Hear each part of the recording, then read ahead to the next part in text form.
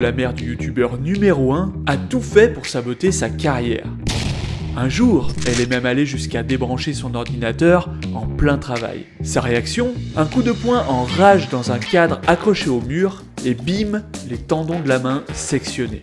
Cette anecdote, c'est un peu le symbole de toute la relation qu'il avait avec sa mère. Depuis ses premiers pas dans le jeu vidéo et sur YouTube, sa mère n'a cessé de le brider. Elle lui limitait l'accès à l'ordinateur, alors, le soir, dès qu'elle se couchait, Squeezie filait aux toilettes, tirait la chasse et profitait du bruit pour retourner à l'ordinateur en toute discrétion. Lorsque sa mère a découvert son ingéniosité nocturne, l'ordinateur fut soudainement protégé par un mot de passe.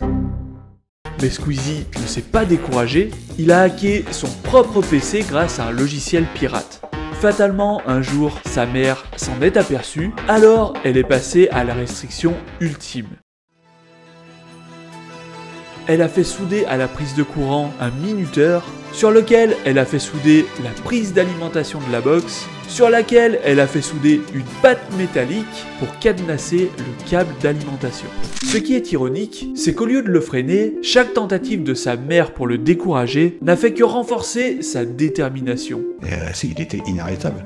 Il aurait tiré des câbles jusque chez le voisin s'il avait fallu de toute façon. Selon la thèse de la réactance psychologique, chaque être humain a le besoin fondamental de conserver sa liberté de choix. Cette réaction nous pousse à résister et à faire le contraire de ce qu'on nous impose. Si jamais tu te fais percer le nez, je t'inscris immédiatement dans une école militaire. Je suis très sérieuse. Est-ce que c'est clair?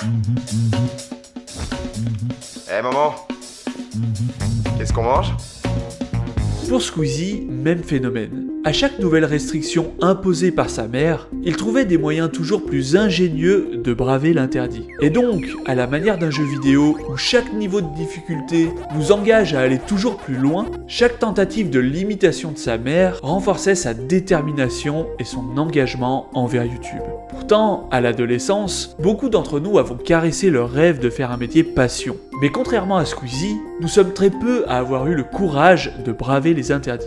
Lucas, t'es pas allé en cours, j'ai reçu une lettre d'absence. Si Squeezie bravait les interdits, c'est parce qu'il se sentait légitime à suivre sa propre voie. Alors que papa, lui, c'était l'inverse, il me donnait tout ce qu'il fallait pour justement que je continue. Là, il m'a acheté un ordi, une carte d'acquisition et un micro USB à une époque où personne n'avait un micro. Mais en tout cas, il faisait des recherches pour améliorer lui-même mon matos. Ça, c'est quand même next level. Ah oui, c'était important. C'est sûr que lui, il était très axé sur les vidéos, mais il faut mettre de la qualité. Mais si aujourd'hui ça paraît évident que Squeezie méritait d'être validé et soutenu, à l'époque, il aurait été complètement dingue de penser que le petit Lucas allait ailleurs que droit dans le mur.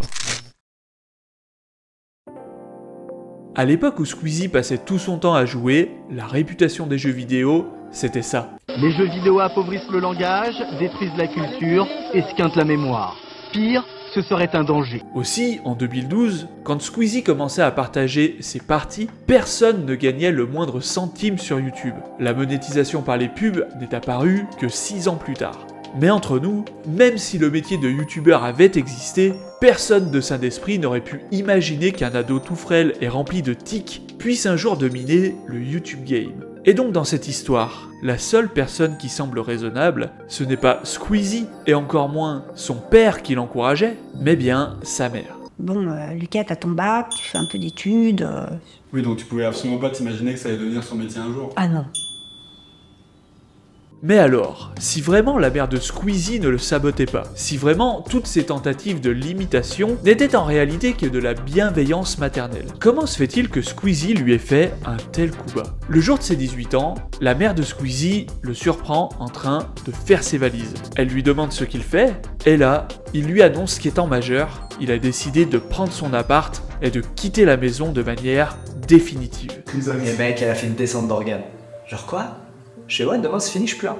Comment expliquer que Squeezie ait planifié son départ des mois à l'avance sans même en parler à sa mère? Est-ce que vraiment il ne se rendait pas compte que cela lui ferait du mal? Ou est-ce qu'il l'aurait fait délibérément dans le but de l'atteindre? Pour l'instant, mettons ça sur le compte de la jeunesse, Squeezie n'était peut-être pas assez mature pour percevoir les restrictions comme de la bienveillance maternelle. Mais alors, comment expliquer que 7 années plus tard, bien loin de l'autorité de sa mère, Squeezie est sorti cette chanson?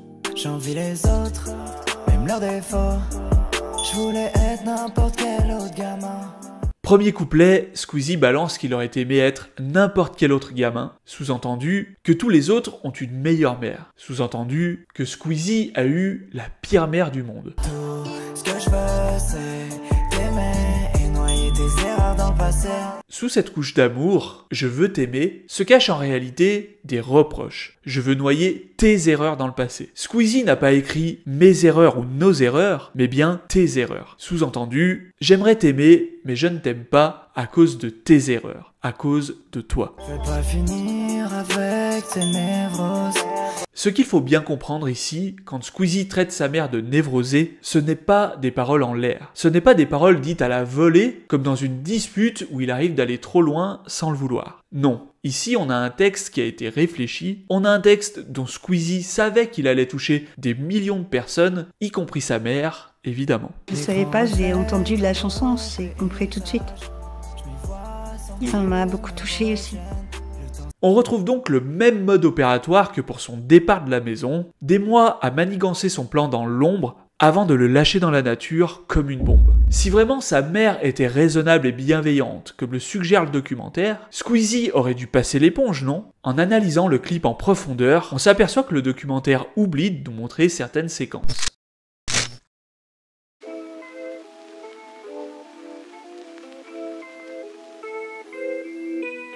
Ici, Lucas se coupe, mais elle ne le remarque même pas. Elle continue à fumer sa clope et à feuilleter son magazine. Ici, il lui tend un livre pour qu'elle lui lise une histoire, mais encore une fois, sa mère semble ailleurs. Elle laisse le livre tomber par terre. Si on nous cache ces images dans le docu, c'est parce qu'une mère qui ne réagit pas quand son enfant se coupe n'est pas une mère qui échafaude des plans à la MacGyver pour préserver son enfant des dangers de YouTube. Cette histoire ne colle pas. Par contre, une mère négligente peut tout à fait échafauder des plans machiavéliques pour saboter son propre enfant. Tu ne supportes pas qu'on puisse réussir parce que toi tu n'es jamais arrivé à rien dans toute ta vie. Alors aujourd'hui, au lieu de te réjouir des succès de chacun de tes fils, tu nous dévalorises pour qu'on rate tout comme toi. C'est peut-être inconscient ou peut-être tu sais ce que tu fais, mais c'est ce qui est arrivé durant tout ce voyage.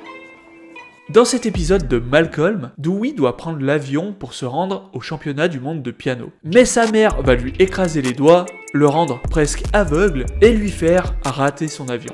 Bien que Malcolm soit une fiction, ici la série dénonce un phénomène qui malheureusement est bien réel. Pour ceux qui ont grandi dans un environnement familial bienveillant, il peut sembler inconcevable qu'un parent puisse entraver le succès de son propre enfant. Pourtant, de tels comportements existent. Souvent, ce genre de parent a connu des échecs personnels et donc, ils voient dans les aspirations et les succès de leur propre enfant un miroir de ce qu'ils auraient pu accomplir eux-mêmes. Mais l'idée que leur propre échec aurait pu être évité est une pilule trop dure à avaler. Et donc, ils négligent leur enfant pour pouvoir se réfugier dans le déni. Et dans les cas extrêmes, ils sabotent leur effort dans le but de légitimer leur propre échec. On peut s'apercevoir que c'est exactement ce que Squeezie reproche à sa mère dans sa chanson. Il lui reproche d'être jalouse de sa réussite, de le saboter et de l'avoir négligé. Donc, si on prend pour hypothèse que comme Dewey, Squeezie serait un enfant invisible avec une mère négligente. Un jour, je revois me dire maman, complètement fou de joie, je me rappelle plus combien c'est d'abonnés. C'était 1 million ou un truc comme ça, tu vois. Et pour lui, c'était un truc de dingue. Et moi, je fais ah oui, c'est bien. Tout à coup, on comprend mieux la création de cette chanson. Et contrairement à ce qu'on pourrait croire, il ne s'agit pas de pure vengeance. Quand un enfant invisible s'en prend à un parent qui le néglige, ce n'est pas pour lui nuire. C'est avant tout pour attirer son attention dans l'espoir d'obtenir une validation de sa part. Mais une question subsiste. Si la mère de Squeezie était vraiment négligente, pourquoi le documentaire nous la présenterait comme bienveillante et raisonnable? La réponse est simple, c'est parce que le documentaire nous ment.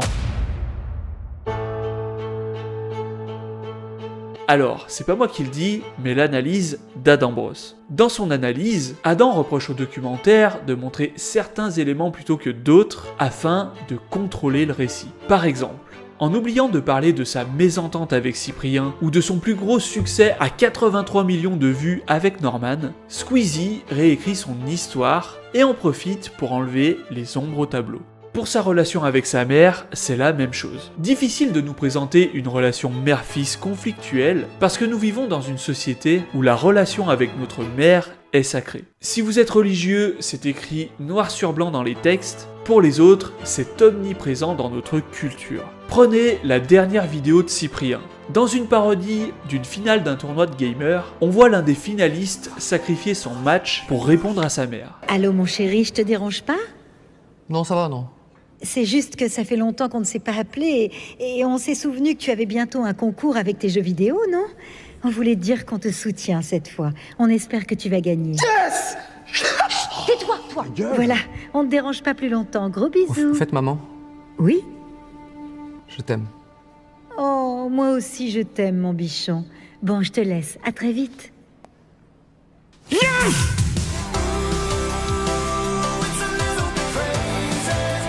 Alors même si c'est une parodie, la morale de l'histoire est bien présente. Votre relation avec votre mère est plus importante que votre accomplissement personnel parce que cette relation est sacrée. Et donc, pour se conformer à l'image qu'on attend de lui, dans le documentaire, on nous a réarrangé l'histoire pour nous présenter une mère bienveillante qui va se réconcilier avec son fils. Et tenez-vous bien, ce serait sa chanson qui en aurait été le déclencheur. C'est le meilleur truc que je pouvais faire, je crois, pour améliorer ma relation avec ma maman, quoi. Ça a débloqué quelque chose, c'est sûr. Mais rapprochons-nous encore plus. Ok. Non, c'est vrai, c'est crédible. Pourtant, si on nous a bien caché les images de négligence présentes dans le clip, les paroles qui disent que sa mère est la pire mère, les paroles qui disent que sa mère est jalouse de son succès, les paroles qui disent que sa mère est névrosée sont bien présentes dans le documentaire. Mais alors, comment ça se fait que personne ne semble s'apercevoir de l'intention belliqueuse de cette chanson? Eh bien, c'est grâce à la technique du sandwich à la limace. Imaginez que vous soyez restaurateur et qu'à la place de vous avoir ramené des escargots, Dylan, votre petit stagiaire de 3e, vous a ramené des limaces. Vous n'avez pas le choix, vos clients arrivent et vous allez devoir leur faire avaler. Première option, à la manière des escargots. Vous servez vos limaces entières, aucun doute, vos clients vont vite s'en apercevoir. Deuxième option, vous leur faites avaler un sandwich à la limace. Ici, les limaces ne sont pas directement visibles. Deux belles tranches de pain sont autour. Aussi, les limaces ne sont pas entières, mais ciselées, ce qui permet de les mélanger avec une sauce puissante qui masquera le goût. À la dégustation, le client n'analysera pas individuellement chaque ingrédient dans sa bouche, mais il se laissera subjuguer par son impression globale. Tellement bon. Quand on nous raconte une histoire, c'est la même chose. Il nous est impossible d'analyser individuellement chaque petit élément. Notre attention et notre mémoire privilégient 3 éléments clés. Le début, car il pose le cadre et suscite notre intérêt. La fin, parce qu'elle conclut l'histoire et laisse une impression durable. Et le point le plus marquant du récit, parce qu'il est le point le plus marquant du récit. Les petites incohérences, les quelques petits bouts de limaces qui vont à contre-courant de l'histoire, passent alors inaperçus. Dans le documentaire, le cadrage a lieu dès le premier épisode. C'est ce qu'on a déjà vu ensemble. On nous présente la mère de Squeezie comme raisonnable et bienveillante. On a aussi le droit à un cadrage juste avant d'introduire la chanson au beau milieu du 3e épisode. Le son tout, il parle de ma relation avec ma maman. Et en fait, ça, c'est un thème qui m'est venu parce que quand on rentre du Japon, je suis dans l'avion.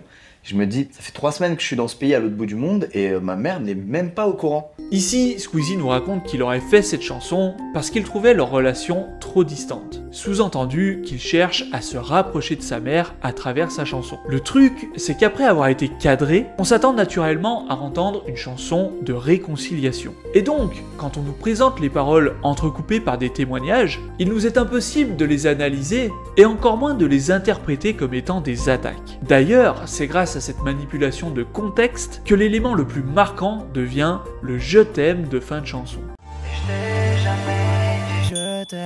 Grâce au cadrage, quand on visionne le documentaire, on a vraiment l'impression que Squeezie dit je t'aime à sa mère. Mais sans ce cadrage, si on entendait ces paroles à la radio par exemple, la déclaration d'amour semble tout à coup moins évidente. Après avoir fait passer cette limace dans la sauce, on referme le sandwich. C'est le meilleur truc que je pouvais faire, je crois, pour améliorer ma relation avec ma maman, quoi. Ça a débloqué quelque chose, c'est sûr. Mais rapprochons-nous encore plus. Alors, je sens que vous m'attendez au tournant sur l'immoralité d'un tel montage. Vous vous attendez à ce que je vous dise que Squeezie nous ment, qu'il nous manipule et que c'est le diable. Mais ce n'est pas du tout ce que je vais vous dire. Comprenez bien que dans cette histoire, la grande victime du documentaire, ce n'est pas nous, mais Lucas. En nous présentant sa mère comme bienveillante et raisonnable, Lucas a fait une croix sur son besoin de justice. Lucas a fait une croix sur son besoin de reconnaissance des préjudices. Pourquoi l'a-t-il fait alors qu'il n'y a pas si longtemps il avait à cœur de tout balancer dans une chanson? C'est justement parce qu'il s'est rendu compte que de se venger de sa mère, et même si c'est elle qui est en tort, ça reste très mal perçu. Rappelez-vous, dans notre société, les parents sont sacrés. C'est pour ça que Squeezie a fait un rétropédalage dans le documentaire en nous présentant sa mère comme bienveillante et sa chanson comme réconciliante. D'un point de vue stratégique, d'un point de vue de l'image publique, c'est très bien joué. Mais Lucas doit faire très attention de ne pas se laisser aspirer par cette réalité créée. Parce que si la vengeance est un comportement mal adaptatif et nuisible, la soumission à une mère négligente l'est tout autant. Lucas ne peut pas simplement faire une croix sur ce qu'il a vécu. Il ne peut pas simplement faire une croix sur son besoin de justice. Il ne peut pas simplement faire une croix sur son besoin de reconnaissance des préjudices subis. Si jamais il tente de le faire par le refoulement ou par le déni, ses besoins refoulés pourraient ressortir sous forme de névrose, comme il le dit dans sa chanson, et même sous forme de sabotage de ses futurs enfants. Mais alors, s'il ne peut pas tout balancer, s'il ne peut pas se soumettre en donnant raison à sa mère, que devrait faire Squeezie ? En 1810, le petit Hans Christian Andersen se passionnait déjà pour l'écriture. Mais sa mère faisait tout pour entraver sa passion. Elle soutenait qu'écrire l'écarterait d'une vraie voie professionnelle. Alors, dès l'âge légal, elle l'a forcé à prendre un travail manuel pour l'empêcher d'écrire. Mais en secret, Hans a continué. Il a économisé et dès qu'il a pu, il a quitté le domicile familial sans prévenir pour se consacrer à 100% à l'écriture. Au fil des années, il s'est entouré des plus grands, il est devenu l'écrivain numéro 1 et la personnalité préférée de son pays. Ça vous rappelle quelqu'un ? Sauf que Hans ne s'est pas servi de son ressentiment pour écrire des textes à charge. À la place, il s'est servi de son expérience de rejet familial pour donner une dimension profonde de vérité dans chacune de ses œuvres, à savoir se sentir incompris et isolé au sein de sa propre famille est la pire douleur. La Reine des Neiges, c'est l'histoire d'une enfant qui cache qui elle est vraiment pour ne pas se faire rejeter par les siens. Cache tes pouvoirs. N'en parle pas. La Petite Sirène montre le conflit entre Ariel et son père, symbolisant le rejet familial face à la quête d'identité. Je viens d'avoir 16 ans. Je ne suis plus une petite fille. Je t'interdis de me parler sur ce ton, tu entends? Et aussi longtemps que tu vivras sous mon océan, tu m'obéiras. Et enfin, Le Vilain Petit Canard, conte autobiographique où Hans se rend compte qu'il n'a jamais été un vilain petit canard, mais un magnifique cygne blanc. De la même manière, j'imagine parfaitement Squeezie exorciser son passé dans des fictions. En plus de l'aspect divertissement qu'il maîtrise déjà parfaitement, ça ajouterait à ses créations une empreinte d'authenticité, de vérité et d'éducation qui, à la manière d'Andersen, marquerait notre culture pour des siècles et des siècles. Leçon importante de cette vidéo, il ne faut jamais prendre pour argent comptant ce qu'on nous raconte. Tout le monde raconte les histoires du point de vue qui les arrange, et évidemment, la vidéo que vous êtes en train de regarder ne fait pas exception à la règle. Si vous faites un tour sur la chaîne YouTube de Cygne Blanc, vous verrez que c'est la thématique du rejet familial qui est au centre. Et donc évidemment, quand je regarde le documentaire de Squeezie, quand je vois des actions comme quand il tape dans le mur, ou comme quand il prépare son départ de chez lui sans en parler à sa mère, ou quand on voit les paroles aussi incisives, eh bien instinctivement, j'ai tendance à voir ces actions comme des conséquences du rejet familial. Mais ça veut pas dire qu'un autre youtubeur avec une chaîne, disons, sur les enfants difficiles, il pourrait pas voir les mêmes choses comme des preuves que Squeezie est un enfant difficile. Et ce serait possible d'avoir des vidéos cohérentes de bout en bout qui tiennent deux versions de la même histoire. Mais la seule chose qui est vraie, c'est que aucune de ces deux vidéos ne pourrait se targuer d'être la vérité absolue. À la limite, les seuls qui peuvent vraiment savoir ce qui se passe, c'est Squeezie et sa mère, mais même eux n'ont certainement pas le même point de vue sur les choses qui se sont passées. Mais bref, pour tous ceux qui se seraient reconnus dans le rejet familial tel que je l'ai présenté dans cette vidéo, j'ai créé un programme qui s'appelle « Tout comprendre du rejet familial pour mieux le surmonter ». C'est 100% gratuit et disponible sur rejet.fr. Le lien se trouve en description.